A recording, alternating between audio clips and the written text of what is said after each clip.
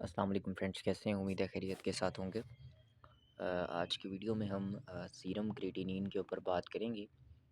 Previous lecture में हमने blood urea nitrogen और उससे रिलेटेड कुछ क्लिनिकल पॉइंट्स को असेस किया था।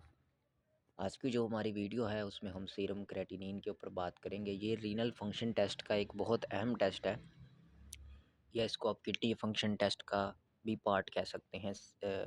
जो है रीनल फंक्शन टेस्ट या किडनी फंक्शन टेस्ट, ये दोनों एक ही चीज़ें हैं, दो नाम हैं इसके। तो ये आपके गुर्दों की हेल्थ को चेक करने के लिए किए जाने वाले टेस्टों में से एक बहुत अहम टेस्ट है।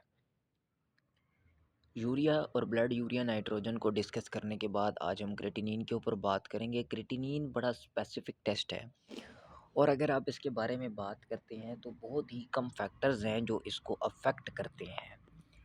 तो इसकी एक्यूरेसी या इसका आपके किडनी हेल्थ के बारे में बताना, उसकी स्पेसिफिसिटी बहुत अच्छी है।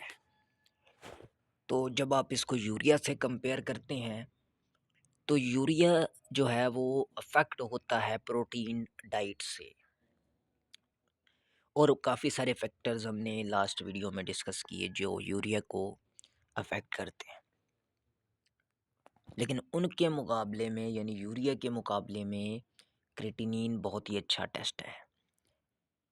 लेकिन क्रिएटिनिन को आप अकेला कभी भी स्पेसिफिक नहीं कहते, इसके साथ मज़ीद कुछ पैरामीटर्स को देखा जा रहा होता है और फिर आप उसकी स्पेसिफिसिटी को मान रहे होते हैं। तो चलिए डिस्कस करते हैं सीरम क्रिएटिनिन को। सो माय डियर फ्रेंड्स, इसकी थोड़ी सी आप पहले फिजियोलॉजी को अंडरस्टैंड करें कि क्रिएटिनिन बनता कैसे है। क्रिएटिनिन जो है ये एक वेस्ट प्रोडक्ट है जो मसल्स की जो है वो अंदर जो है वो क्रिएटिन की मेटाबॉलिज्म से प्रोड्यूस होता है। और उसके बाद जब ये बनता है क्रिएटिनिन, जो कि ये वेस्ट प्रोडक्ट है, तो इसको किडनी के थ्रू यूरिन में से रिमूव करवा दिया जाता है, यानी यूरिन के थ्रू बॉडी में से ये निकल जाता है। So my dear friend, muscle mass जितना ज़्यादा होगा उतनी ज़्यादा क्रिएटिनिन की प्रोडक्शन होगी। ये मसल मास पे बहुत ज़्यादा डिपेंड करता है। तो आपको सिर्फ क्रिएटिनिन को नहीं देखना, बल्कि साथ में आपको अदर पैरामीटर्स को भी देखना होता है, और क्रिएटिनिन को देखने के लिए आप कुछ और फैक्टर्स भी देखते हैं। क्रिएटिनिन, एक नॉर्मल पर्सन है उसमें क्रिएटिनिन बहुत अच्छा आपको विजुअलाइजेशन देगा आपकी किडनी हेल्थ की। लेकिन अगर एक बंदा एथलीट है, एक बंदा है उसका मसल मास ज़्यादा है, एक बंदा है वो जिम करता है, एक बंदा जो है वो उसका उसकी मसल ज़्यादा है, मसल साइज़ उसका ज़्यादा है, तो ऑटोमेटिकली, और अगर वो इनटेक भी ज़्यादा कर रहा है, फॉर एग्जांपल क्रिएटिन के ऊपर है, तो ऑटोमेटिकली उसकी अपटेक ज़्यादा होने की वजह से इसकी प्रोडक्शन ज़्यादा हो सकती है। तो हम ये कहते हैं कि ये जो प्रोडक्ट आपके पास बन रहा है, वेस्ट प्रोडक्ट क्रिएटिनिन, ये डिपेंड करता है मसल मास के ऊपर। नंबर 2, ये डिपेंड करता है एज के ऊपर, कि जितनी एज ज़्यादा होती जाएगी, बुढ़ापे की तरफ बंदा जाएगा, उसमें क्रिएटिनिन की वैल्यू ज़्यादा हो सकती है। इवन ये जेंडर पर भी बेस करता है, ठीक है? आगे हम देखेंगे। इसी तरह से कुछ मेडिकेशंस की वजह से भी क्रिएटिनिन अफेक्ट होता है इसका लेवल, ठीक है? ये एक कंडीशंस कुछ ऐसी हैं जो कि नॉर्मल जो पॉपुलेशन, एवरेज पॉपुलेशन है, उसमें क्रिएटिनिन स्पेसिफिक है। वो ज़्यादातर लोग, आपको पता है ना, एक्सेसिव प्रोटीन डाइट ले रहे होते हैं। ख़ासतौर अगर हम बात करें पाकिस्तान, इंडिया की, बांग्लादेश की, इन रीजन्स की बात करें, तो यहाँ पे ज़्यादातर लोग, जो नॉर्मल आपकी पॉपुलेशन है, वो ज़्यादा प्रोटीन अपटेक नहीं कर रही होती, ठीक है? हेल्दी प्रोटीन अपटेक की बात कर रहा हूँ ना। तो ये लोग जो हैं, उन्हीं वो वही लोग जो हैं वो ज़्यादा प्रोटीन अपटेक की तरफ जा रहे होते हैं, जो कुछ गेन कर रहे होते हैं, जो किसी मिशन के ऊपर होते हैं। मिशन से मुराद ये कि वो कोई गोल अचीव करने की कोशिश कर रहे होते हैं। क्रिएटिनिन, जिस तरह मैंने बात की कि जो जिम करते हैं, जो एथलीट्स होते हैं, ठीक है? उनको डिमांड ज़्यादा है तो फिर वो लोग इस चीज़ को कंज़्यूम कर रहे होते हैं अपने मसल मास को गेन करने के लिए। इसी वजह से चूँकि उनके मसल मास ज़्यादा है, उनमें वो क्रिएटिन ज़्यादा है, उस वजह से उसकी बेस प्रोडक्ट क्रिएटिनिन भी ज़्यादा बनती है। इसका हरगिज़ ये मतलब नहीं होता कि उनका किडनी फ़ेल है। लेकिन नॉर्मल बंदे में अगर एक एवरेज डाइट वाला बंदा क्रिएटिनिन को उसका ज़्यादा आता है तो इसका मतलब ये है कि उसकी गड़बड़ है, ठीक है? तो आइए फिजियोलॉजी और प्रोडक्शन पे बात करते हैं। मैं पहले भी इस चीज़ को बता चुका कि creatinine is the break down product of creatine from the muscles metabolism, कि मसल के मेटाबॉलिज्म में के हिस्से जो क्रिएटिन का मेटाबॉलिज्म होता है उससे क्रिएटिनिन बनता है जो कि एक वेस्ट प्रोडक्ट है। उसको ब्लड में रिलीज़ किया जाता है और रिलीज़ होने के बाद ये जाता है किडनी के पास और वहाँ पे ग्लोमेरुलर जो फ़िल्ट्रेशन का प्रोसेस है, अगर आपने मेरी वीडियो नहीं देखी स्टार्टिंग्स वाली तो उसको आपने देखना है। उस फ़िल्ट्रेशन के प्रोसेस के थ्रू ये निकल के बॉडी में से आउट हो जाता है। It serves as a routine marker of kidney function and it is affected by muscle mass. ठीक है, किडनी फंक्शन का एक अहम टेस्ट है और मसल मास से ये अफेक्ट होता है। क्यों होता है हम ऑलरेडी इसके ऊपर बात कर चुके हैं। मसल प्रोडक्शन और काइनेटिक्स के ऊपर बात करते हैं कि इसका जो सीरम लेवल है वो आपको क्या बता रहा है। अब नॉर्मल सिनेरियो क्या है कि अब दोस्तों ये आपको बताता क्या है कि नॉर्मल काम ये है कि आपकी बॉडी में क्रिएटिनिन प्रोड्यूस हुई, इसकी प्रोडक्शन हुई और उसके बाद इसकी एक्सक्रीशन होनी है। तो इस प्रोडक्शन और एक्सक्रीशन के तवाज़ुन को देखने के लिए सीरम में इसके लेवल्स को आपने देखना है। ठीक, इसकी प्रोडक्शन जितनी हो रही है क्या उस हिसाब से इसकी एक्सक्रीशन हो रही है या नहीं, इनके तवाज़ुन को, इनके बैलेंस को सीरम में जो लेवल्स हैं वो दिखा रहे होते हैं। तो it reflects the balance between production and excretion. And अगर यहाँ पे कोई चेंजेस आती हैं तो इसका मतलब क्या है कि या प्रोडक्शन से रिलेटेड इशू है या फिर किडनी के रिलेटेड कहीं वहीं पे जो फिल्ट्रेशन है वो ख़राब हुई है। कोई मसल रिलेटेड वेरिएबिलिटी हो सकती है, कोई फिल्ट्रेशन जो है वो अल्टर हो सकती है। So glomerular filtration is primary removal route, minimal tubular reabsorption occurs. ठीक है, इसकी एक्सक्रीशन के मैकेनिज्म के ऊपर वो बता रहा है कि जो ग्लोमेरुलर फ़िल्ट्रेशन होती है वो एक प्राइमरी रूट होता है कि सबसे पहले जब क्रिएटिनिन ने आना है तो ज़ाहिर है उसने ग्लोमेरुलस है वहाँ से उसने पास करना है और नीचे उसने मूव करना है। ठीक है, पीसीटी डीसीटी में। और यहाँ पे इसकी जो रीअब्ज़ॉर्प्शन है वो बहुत कम होती है। यानी मकसद ये है कहने का कि ज़्यादातर जो है वो यूरिन का हिस्सा बना दी जाती है। तो अगर यहाँ पे ग्लोमेरुलस की जो फ़िल्ट्रेशन है वो कहीं न कहीं मुतासिर होती है, जीएफआर ख़राब होता है, ग्लोमेरुलर फ़िल्ट्रेशन रेट, या ट्यूबुलर सेक्रीशन का कोई ना कोई डिफेक्ट आता है, ड्रग इंटरेक्शन की वजह से कोई किडनी में इंजरी हो जाती है, तो ज़ाहिर है ये सारी चीज़ें जो हैं वो अफेक्ट करेंगी और आपका जो क्रिएटिनिन है हो सकता है कि वो फ़िल्टर ना हो पाए और वो सीरम में ज़्यादा होने लगे। ठीक है, उसकी क्लियरेंस ना हो पाए। क्लियरेंस एक बहुत इंपॉर्टेंट टर्म है जो एक मेटाबॉलिज्म में हम लोग पढ़ते हैं, ड्रग्स की भी जिस तरह मेडिसिन्स की क्लियरेंस होती है, इसके ऊपर हम अलग से भी बात कर सकते हैं। मैं मुख्तसर बता देता हूँ कि अगर आपका एक टोटल वॉल्यूम है फॉर एग्जांपल क्रिएटिनिन का और आपने देखना उसमें से कितने परसेंट एरिया जो है वो क्लीन हो गया है और वो अब वहाँ पे मौजूद नहीं रहा बल्कि यूरिन का हिस्सा बन गया है, वो एक इट्स काइंड ऑफ क्लियरेंस। इसको मैं सिंपल करके बता रहा हूँ। ठीक है, तो सीरम क्रिएटिनिन और उसकी जो क्लियरेंस है अगर आप इसको देखें तो वो अगर सही तरीके से होगी तो ऑटोमेटिकली आपका जो है वो लेवल्स जो हैं वो बरकरार रहेंगे, जो इसका बैलेंस है वो बरकरार रहेगा। दोस्तों क्लिनिकल रेलेवेंस पे बात करते हैं जो बड़ी इंपॉर्टेंट है।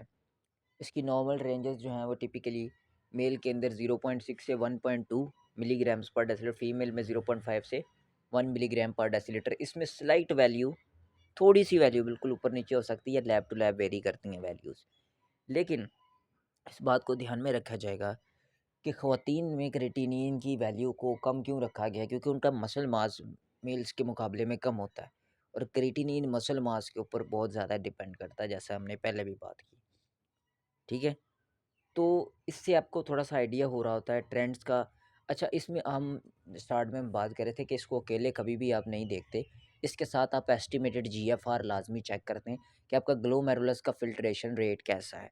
अगर आपका फ़िल्ट्रेशन रेट अच्छा जा रहा है, जीएफआर आपका अच्छी तरीके से फ़िल्ट्रेशन कर रहा है, तो क्रिएटिनिन जो है वो अगर ज़्यादा भी आ रही है थोड़ी-सी, तो वो अगर फ़ॉर एग्ज़ाम्पल हो सकता है एथलीट हो, प्रोटीन इनटेक ज़्यादा करता हो, जो है वो मसल मास गेन कर रहा हो बंदा, ठीक है? वो क्रिएटिन वगैरह कंज़्यूम या कोई भी प्रोटीन सोर्स इस तरह का कंडी क मसल गेनर वो कोई यूज़ कर रहा हो, जिससे मसल उसका गेन होता है, तो उसकी ब्रेकडाउन से ज़ाहिर है आपका ये जो क्रिएटिनिन है ये प्रोड्यूस ज़्यादा होगा।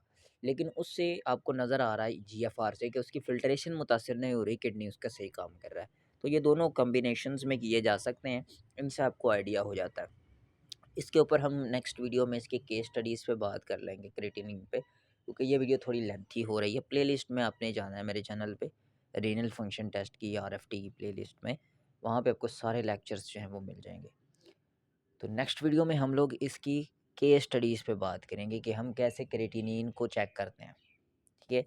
तो अकेला क्रिएटिनिन चेक होता है नॉर्मल लोगों में, लेकिन जो कुछ स्पेसिफ़िक आपकी कंडीशंस होती हैं, इसमें आप कोशिश करें कि इसके साथ अगर कोई स्पेसिफ़िक आपने टेस्ट देना है एस्टिमेटेड जीएफआर के साथ, सिस्टेटिन सी बहुत अच्छा टेस्ट है। वो अफ़ेक्ट नहीं होता इन तमाम फैक्टर से जिनसे क्रिएटिनिन अफ़ेक्ट हो रहा होता है। ठीक है? सिस्टेटिन सी का टेस्ट करवाया, तो उस पे भी बात करेंगे आने वाली फ़र्दर फ्यूचर वीडियोज़ में। सो कहता है कि सिंगल वैल्यूज़ में मिसलीड व्हेन मसल मास और हाइड्रेशन वैल्यूज़। तो इसकी अकेली वैल्यूज़ आपको मिसलीड कर सकती है। हो सकता है कि वो मसल मास जो मैंने अभी बात की कि मसल उसका साइज़ ज़्यादा हो, मसल वो गेन कर रहा हो, तो क्रिएटिनिन की प्रोडक्शन ज़्यादा है, ठीक है? जिम वगैरह करता है, फिज़िकल एक्टिविटी ज़्यादा करता है, ठीक है? इसी तरीके से डिहाइड्रेशन की वजह से भी बाज़ औक़ात इसकी वैल्यू ज़्यादा दिख सकती है, जैसे यूरिया की दिख सकती थी। सो लो क्रिएटिनिन अगर आ रही है तो उसकी क्या वैल्यू हो सकती है कि उसका मसल मास रिड्यूस हुआ है, माल न्यूट्रिशन है, प्रेगनेंसी है, इन सिनेरियोज़ में इसकी वैल्यूज़ कम आएँगी। ज़्यादा क्यों आएगी? क्योंकि हो सकता है कि फ़िल्ट्रेशन ख़राब है, वो उसको फ़िल्टर नहीं कर पा रहा जो क्रिएटिनिन है, और वो बजाय इसके कि यूरिन का हिस्सा बने वो वापस आके सीरम में बढ़ता जा रहा है। नंबर 2 डिहाइड्रेशन है, ये पैथोलॉजिकल काज़ नहीं है, इसमें डिहाइड्रेशन स्टेटस की वजह से उसकी क्रिएटिनिन ज़्यादा शो हो जाती है। नंबर 3 मसल इंजरी हो सकती है, कोई भी मसल इंजरी में ज़ाहिर है जब मसल ब्रेकडाउन होगा तो उससे क्रिएटिनिन बनेगी। इसी तरीके से कुछ ऐसी मेडिकेशंस होती हैं, ड्रग्स होती हैं जिनकी वजह से ये चीज़ होती है। नेक्स्ट चलते हैं दी एथलीट स्पेसिफिक कंसिडरेशंस, जो कि बड़ी अहम पॉइंट है कि एथलीट्स में अक्सर बेसलाइन क्रिएटिनिन से ज़्यादा वैल्यू देखी जाती है, क्योंकि उनका मसल मास क्या होता है? ज़्यादा होता है, ठीक है? या रीसेंट एक्सरसाइज़ेस की वजह से, या उनके मसल मास जो है वो ज़्यादा होने की वजह से जो एथलीट्स होते हैं उनमें हमेशा बेस लाइन से थोड़ी-सी वैल्यू ज़्यादा रह सकती है। नॉर्मल भी रह सकती है, लेकिन जो कुछ एक्स्ट्रा करने की कोशिश कर रहे होते हैं उनमें ये बेस लाइन वैल्यू ज़्यादा आती है। तो इसका हरगिज़ ये मतलब नहीं कि उनका किडनी फ़ेल हो चुका है, ठीक है? ये फेलियर की तरफ जा रहा है। हाँ, इसमें कुछ केसेज़ हैं, कुछ आर्टिकल्स हैं, उन पे हम बात कर सकते हैं नेक्स्ट वीडियोज़ में, जब एथलीट के हवाले से जब हम अलग से वीडियो बनाएँगे। कि क्या मुसलसल क्रिएटिनिन पे रहने की वजह से किडनी इफ़ेक्ट होते हैं या नहीं होते, ये एक अलग टॉपिक है, ठीक है? लेकिन फ़िलहाल अगर आप कहें कि अगर किसी का 1.2 नॉर्मल वैल्यू है और वो 1.4 या 5 उसकी वैल्यू 4 तक 1.4 अगर आ रही है और वो जो है वो उसका मसल मास ज़्यादा है, जिम करता है, ठीक है? एथलीट है, तो इट माइट बी पॉसिबल कि वो नॉर्मल हो। आप उसके साथ उसका सिस्टेटिन सी या एस्टिमेटेड जीएफआर करवा के कंफर्म कर सकते हैं। अगर वो भी नॉर्मल है तो दैट्स नॉर्मल है, और अगर वो नॉर्मल नहीं है तो फिर आपको इसको सीरियस लेना चाहिए। ठीक है? तो वो नीचे ये लिखता है कि आप ट्रेंड को मॉनिटर करें। आप एस्टिमेटेड जीएफआर को साथ में देखें इसके, या आप सिस्टेटिन सी को कंसीडर करें। ठीक है? ज़्यादा एक्यूरेट रीनल असेसमेंट के लिए जब आपको जो मसल मास है वो आपके रिज़ल्ट्स को स्क्यू करे, अगर आपको थोड़ा-सा डाउट फ़ील होता है, क्योंकि ज़ाहिर है आपके पास ज़ाहिर है एथलीट भी आ सकता है पेशेंट, तो अगर इस तरह से पेशेंट आ जाए तो आपको थोड़ा आइडिया होना चाहिए। कंक्लूजन की तरफ बढ़ते हैं कि सीरम क्रिएटिनिन एक बड़ा ही यूज़फुल और वाइडली अवेलेबल मार्कर है। हर रूटीन लैब से ये परफ़ॉर्म हो जाता है टेस्ट। ठीक है? एक आम बंदे के लिए बहुत तगड़ा टेस्ट है। एक आम बंदा जो कोई एक्स्ट्रा नहीं कर रहा, अगर उसका सीरम क्रिएटिनिन ज़्यादा आता है तो ये बड़ा अलार्मिंग है। उसको फ़ौरी तौर पे एक्शन लेना चाहिए क्योंकि इसकी वैल्यू 1.2 मेल्स में और मैक्सिमम फीमेल्स में 1 मिलीग्राम पर डेसीलिटर तक रहती है। इससे अगर इसकी वैल्यू बढ़ती है तो आपको फ़ौरी तौर पे एक्शन लेने की ज़रूरत है, जो कि एक एवरेज पॉपुलेशन की ये वैल्यू होती है। ठीक है, लेकिन हो सकता है ये इन्फ्लुएंस होता है इन फैक्टर से, मसल मास से, डाइट से, ड्रग से, हाइड्रेशन से, लेकिन ये फैक्टर्स नॉर्मल पॉपुलेशन में ज़्यादा नहीं पाए जाते, इसलिए ज़्यादा क्रेटिनिन मार्केट में अक्सर करवाया जा रहा होता है। ठीक है, क्योंकि जो नॉर्मल एवरेज पॉपुलेशन है वो इतना ज़्यादा नहीं अ, जो है वो प्रोटीन कंजप्शन वगैरह या ये चीज़ें, मसल गेन ये चीज़ें नहीं हो रही होती।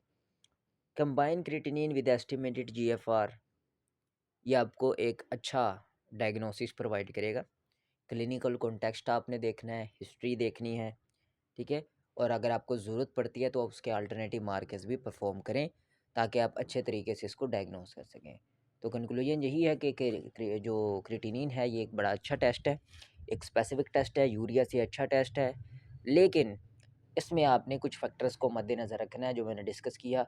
आपने ऐज को देखना है, जेंडर को देखना है, डाइट को देखना है, उसके देखना है कि कोई एथलीट तो नहीं है, मसल गेनर तो नहीं यूज़ कर रहा, कोई जो है वो मसल मास उसका ज़्यादा तो नहीं है।